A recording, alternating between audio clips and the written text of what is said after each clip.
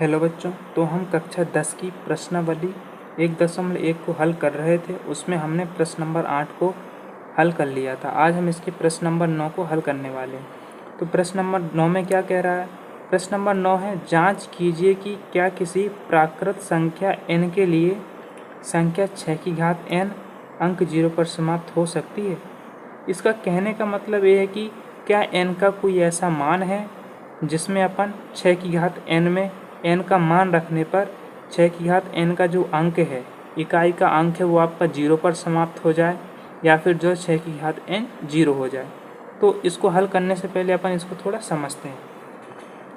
इसका कहने का मतलब ये है कि जैसे यहाँ पर 6 की घात n है, अपन यहाँ पर n बराबर 1 रख करके देखते हैं। जैसे अपन ने n बराबर 1 रखा तो 6 की घात 1, तो 6 की घात 1 का मतलब 6 का गुणा 1 बार ही होगा, तो 6 का 6। अब अपन n बराबर 2 रख करके देखते हैं। तो n बराबर 2 रखा तो 6 की घात अपन को 2 प्राप्त हुआ, यानी कि 6 की घात 2 का मतलब यानी कि 6 गुणा 6, तो यहाँ से अपन को 36 प्राप्त हो गया। इसी प्रकार अपन n बराबर 3 ले सकते हैं, तो 6 की घात 3 अपन को मिलेगा। 6 की घात 3 का मतलब 6 का गुणा आपका जो है आपका 3 बार होगा, तो आपका यहाँ से मिल जाएगा 6 6 36 हो गया। 6 6 36 की 6 हासिल आपकी 3 बची, 6 18, 18 और 3 आपका 21, यानी कि 216। यदि अपन यहाँ n बराबर 0 रखें तो 6 की घात अपन को 0 मिलेगा, और किसी भी संख्या की घात यदि 0 है तो उसका मान हमेशा 1 होता है। अपन यहाँ पर 4 उदाहरण लेकर के समझ रहे हैं। जैसे कि n बराबर 1 रखा तो 6 हुआ, 2 रखने पर 36 मिला, 3 रखने पर 216 और 0 रखने पर अपन को 1 मिला। तो अपन यहाँ से अनुमान लगा सकते हैं कि n का अपन कोई भी मान रख दें, n का कोई भी मान रख दें तो 6 की घात n अपना कभी भी 0 पर समाप्त नहीं हो सकता।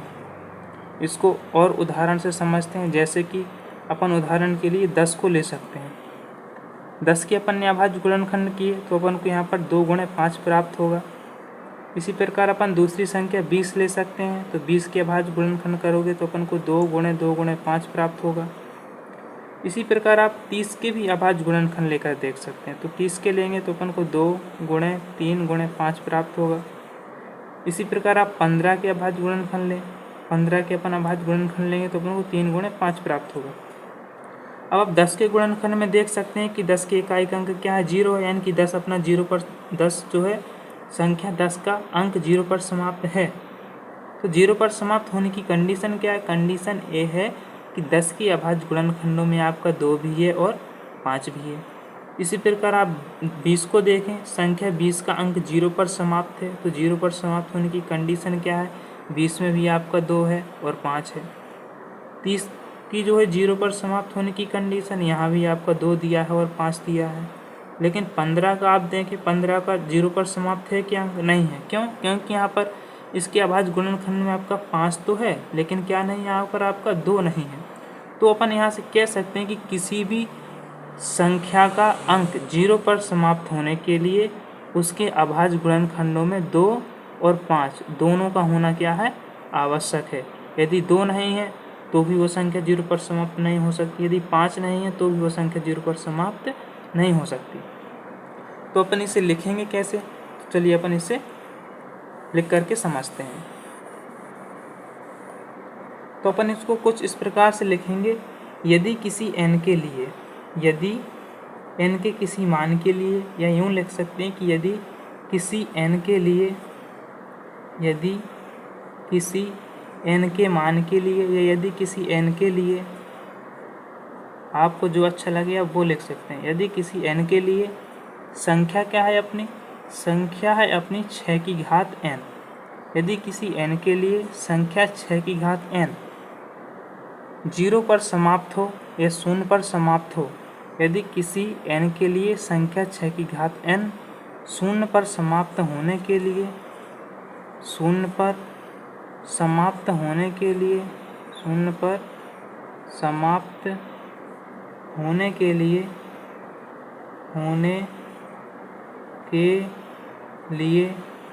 किसी भी संख्या का अंक 0 पर समाप्त होने के लिए उसके अभाज्य गुणनखंडों में क्या होना जरूरी है? 2 और 5 का होना क्या है? आवश्यक है। तो अपन यही लिखेंगे, यदि किसी संख्या n के लिए संख्या 6 की घात n 0 पर समाप्त होने के लिए उसके अभाज्य गुणनखंडों में, किसके, 6 की घात n के, 6 की घात n के अभाज्य गुणनखंडों में, अभाज्य गुणनखंडों में, गुणनखंडों में 2 और 5, 2 और 5 दोनों का होना आवश्यक है, दोनों का होना आवश्यक है, या आप जरूरी भी लिख सकते हैं, दोनों का होना आवश्यक है।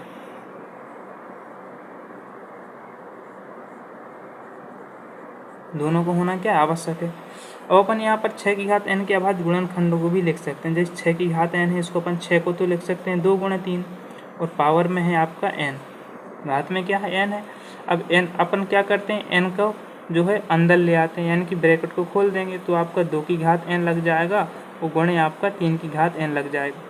अब आप यहाँ से देख सकते हैं कि जो आपका 6 की घात n है, यहाँ पर 2 की घात n है और 3 की घात n है, यानी कि 6 की घात n के अभाज्य गुणनखंडों में अपन को 2 मिल गया, लेकिन अपन को क्या नहीं मिला, 2 तो मिल गया लेकिन अपन को क्या नहीं मिला, 5 नहीं मिला। 2 तो है अपने पास लेकिन क्या नहीं है, 5 नहीं है। तो अपन यही लिखेंगे कि 6 की घात n के अभाज्य गुणनखंडों में 2 तो है किंतु 5 नहीं है, और 5 नहीं है तो अपन कह सकते हैं कि 6 की घात n का अंक 0 पर समाप्त नहीं हो सकता। तो अपन लिखेंगे कि 6 की घात n के अभाज्य गुणनखंड में, 6 की घात n के अभाज्य गुणनखंडों में, गुणनखंडों में 6 की घात n के अभाज्य गुणनखंडों में आपका क्या है, 2 तो है, 2 तो है किंतु क्या नहीं है, किंतु 5 नहीं है, किंतु 5 नहीं है। अब 5 नहीं है तो अपन यहीं से कह सकते हैं कि अतः 6 की घात n संख्या, अतः संख्या जो आपकी 6 की घात n, अतः संख्या जो आपकी 6 की घात n कभी 0 पर समाप्त नहीं हो सकती। अतः संख्या 6 की घात n 0 पर समाप्त नहीं हो सकती। आप सिंपली ऐसे भी लिख सकते हैं, अतः संख्या 6 की घात n 0 यानी कि 0 पर समाप्त नहीं हो सकती। अतः संख्या 6 की घात n 0 पर समाप्त नहीं हो सकती, 0 पर समाप्त नहीं हो सकती। हमारा अगला प्रश्न है प्रश्न नंबर 10। प्रश्न नंबर 10 में कह रहा है व्याख्या कीजिए कि ये वाली संख्या और ये वाली संख्या भाज्य संख्याएं क्यों हैं। यहाँ पर अपन को 2 संख्याएं दी हुई हैं, एक आपकी ये रही और दूसरी आपकी ये रही। अपन को बताना है कि ये आखिर भाज्य संख्या क्यों है। तो चलिए इसे हल करते हैं। तो इसको भाज्य संख्याएं बताने से पहले अपन को मालूम होना चाहिए कि भाज्य संख्या होती क्या है। तो भाज्य संख्याएं वे संख्या होती हैं जिनमें किसी अन्य संख्या से भाग चला जाए। जैसे कि उदाहरण के लिए अपन 15 ले सकते हैं। आप 15 में 3 से भाग लगाओगे तो आपका 5 आ जाएगा। उदाहरण के लिए आप किसी दूसरी संख्या को ले सकते हैं, जैसे कि 60 हो गया।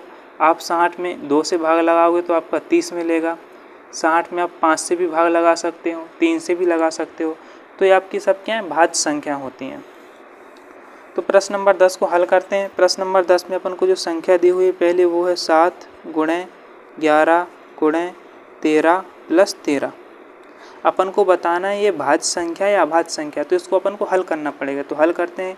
तो 11 सत्ते 77 गुणे 13 प्लस 13 बचेगा आपके पास। फिर आप इसका गुणा करोगे तो 13 सत्ते 91 की 1 हासिल 9 बची। 13 सत्ते 91 में 9 जोड़ोगे तो आपका 100 आ जाएगा। फिर यहाँ पर प्लस का 13, 1001 और 13 को जोड़ोगे तो आपका यहाँ आ जाएगा 1014। इस संख्या को हल करने पर अपन को यहाँ पर 1014 प्राप्त हुआ। अब अपन को बताना है कि 1014 आपकी भाज्य संख्या है कि अभाज्य संख्या। तो इसको भाज्य अभाज्य बताने के लिए अपन को 1014 के अभाज्य गुणनखंड निकालने होंगे। इसके अभाज्य गुणनखंडों को इस प्रकार से निकालेंगे। तो अपन सबसे पहले इसमें 2 से भाग लगाएंगे। 2 से भाग लगाओगे तो आपका 2 पंचे 10, 0 2 सत्ते 14, 507 आया। अब आप 2 से भाग लगाओगे तो नहीं जाएगा। अब अपन को 3 से भाग लगाना होगा। 3 से भाग लगाओगे तो 3 एकम 3, घटाने में आपकी 2 आई, अंक 0 को उतारो, 3 18, घटाने में 2 आई, अंक 7 का, तो 3 9 की 27। अब आप यहाँ पर जो है 3 से भी भाग लगाओगे तो भी नहीं जाएगा, 5 से लगाओगे तो नहीं जाएगा, फिर 7 से लगाओगे तो भी नहीं जाएगा, 11 से भाग लगा करके देखोगे तो भी जो है आपका 11 से भाग नहीं जाएगा। और अपन को यहाँ पर 13 से भाग लगाना होगा। 13 से भाग लगाओगे तो 13 एकम 13, 13 तिया 39, 13 बचा, 13 से ही कटता है, तो 13 से भाग लगाओगे तो आपका 1 आ जाएगा। अब आप यहाँ पर देख सकते हैं कि जो आपका 1014 है, 1014 के जो आपके अभाज्य गुणनखंड निकल कर के है वो है 2 गुणे 3 गुणे 13 गुणे 13। अब अपन यहाँ से कह सकते हैं कि जो आपका 1014 है उसके क्या है, एक से ज़्यादा गुणनखंड है, यानी कि 2 भी है, 3 भी है और 13 भी है। 1014 के गुणनखंड में ये वाली संख्याएं आ गई, इसका मतलब है कि 1014 में जो है आपका 2 से पूरा पूरा भाग जा रहा है, 3 से भी 1014 में पूरा पूरा भाग जा रहा है, और 13 से भी आपका 1014 में क्या है, पूरा पूरा भाग जा रहा है। तो अपन क्या करेंगे, अपन लिख सकते हैं कि जो आपका 1014 है उसके अभाज्य गुणनखंड 2, 3 और 13 हैं, और जब किसी संख्या के अभाज्य गुणनखंड क्या हो, 1 से ज़्यादा हो, तो वो संख्या आपकी क्या होती है, एक भाज्य संख्या होती है। तो अपन लिखेंगे कि 1014 के अभाज्य गुणनखंड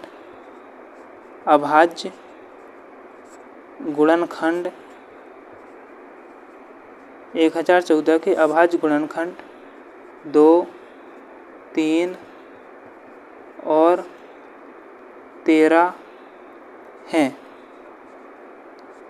अब किसी संख्या के अभाज्य गुणनखंड 2, 3 और 13 हैं, यानी कि अपन कह सकते हैं कि जो इसके अभाज्य गुणनखंड क्या है, 1 से अधिक है। 1 से अधिक का मतलब है कि वो संख्या क्या है, आपकी भाज्य संख्या है। तो अपन लिख सकते हैं अतः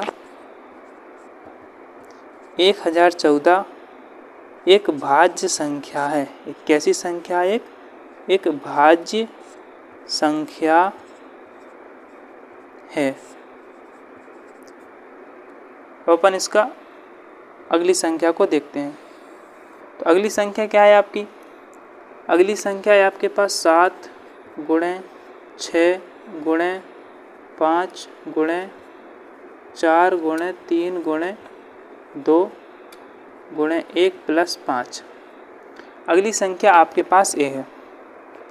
तो इसको भी इसी प्रकार से हल करते हैं जैसे अपन ने जो है इसको हल किया। तो इसको हल करोगे तो आपको क्या मिलेगा, तो पहले अपन जो इसको आसान से हल करते हैं। तो आप यहाँ देखें, पंचों के 20, 20 या 60, 60 दूनी 120, 120 का गुणा 1 में कराओगे तो आपका 120 ही आएगा। इसका गुणा कराने पर यहाँ अपन को मेरा 120, फिर आप इन दोनों का गुणा कराओगे तो 6 सत्तू आपको यहाँ आ जाएगा 42, प्लस आपका 5 बचा। अब आप इसको हल करोगे, 12 दूनी 24 की 4, हासिल आपकी 2 बची, 12 चौके 48, 48 2 होता है आपका 50, 120 के पीछे 0 लगी तो वो आ जाएगी। अब आप इसमें 5 जोड़ोगे, 5 जोड़ोगे तो आपको यहाँ से बचेगा, यहीं पर लिख देते हैं, 5 जोड़ोगे तो आपको यहाँ बचेगा 50 45। अब आप क्या करोगे, 50 45 के भी आप गुणनखंड करके देखोगे। इस प्रकार से अपन ने 1014 के गुणनखंड किए, तो इसके भी अपन अभाज्य गुणनखंडों को निकाल लेते हैं। इसको आप 2 से काटोगे तो 2 से कटेगा नहीं, तो अपन क्या करते हैं, इसको 3 से काटेंगे। तो 3 से भी ये नहीं कटेगा, 5 से काट के देखते हैं। तो 5 से काटोगे तो 5 से कम 5, 0, 4 में भाग लगाओगे तो भी नहीं जाएगा, 0 आ जाएगी, 5 9 की 45। तो यहाँ आपकी 1009 आ गई। अब आप क्या करोगे, 5 से भाग लगाओगे तो भी नहीं जाएगा, फिर 7 से लगा करके देखोगे तो भी नहीं जाएगा, फिर आप 11 से भाग लगा करके देखोगे तो आपका 11 से भाग नहीं जाएगा। इसी प्रकार आप किसी भी संख्या से भाग लगा करके देख लो, 1009 में आपका किसी भी संख्या से भाग नहीं जाएगा। क्यों? क्योंकि 1009 आपकी क्या है, एक अभाज्य संख्या है। अभाज्य संख्या सिर्फ स्वयं से ही कटती है। तो अपन क्या करेंगे, 1009 से ही भाग लगाएंगे तो आपका 1 यहाँ आ जाएगा। अब अपन देख सकते हैं कि जो आपके 5045 हैं, इतने के अपन को गुणनखंड मिले 5 गुणे 1009। 5045 की अभाज्य गुणनखंड क्या है, 5 गुणे 1009। अब अपन यहाँ से भी देख सकते हैं कि जो 5045 के अभाज्य गुणनखंड क्या है, 1 से अधिक है, यानी कि 2 मिल गए। अब किसी भी संख्या के यदि अभाज्य गुणनखंड 1 से अधिक हो तो वो संख्या आपकी कैसी संख्या होती है? भाज्य संख्या होती है। तो अपन कह सकते हैं, यहाँ से लिख सकते हैं कि जो आपका 5045 है के अभाज्य गुणनखंड के अभाज्य गुणनखंड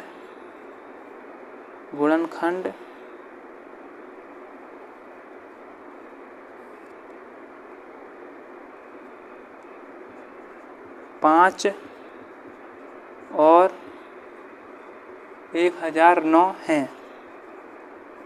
तो अपन कह सकते हैं अतः 5045 5 और 1009 से क्या है? भाज्य है। अतः अपन ये भी कह सकते हैं कि अतः 5045 यानी कि 5045 जो है आपका 5 और क्या है? 1009 से भाज्य है। 1009 से क्या है आपका? भाज्य है। 1009 से भाज्य है। तो अपन कह सकते हैं अतः जो आपका 5045 है एक भाज्य संख्या है। एक कैसी संख्या है? एक भाज्य संख्या है। इसी प्रकार आप यहाँ पर भी लिख सकते थे कि 1014 2, 3 और 13 से क्या है? भाज्य है। अतः 1014 एक भाज्य संख्या है। तो आप जो अपने अनुसार यहाँ पर लिख सकते हैं। तो इसी के साथ आपका प्रश्न नंबर 10 भी कंप्लीट होता है। मैं उम्मीद करता हूँ कि आपको वीडियो अच्छी लगी होगी। यदि आपको वीडियो अच्छी लगी हो तो आप जो है हमारी वीडियो को लाइक, शेयर और सब्सक्राइब ज़रूर करें। धन्यवाद।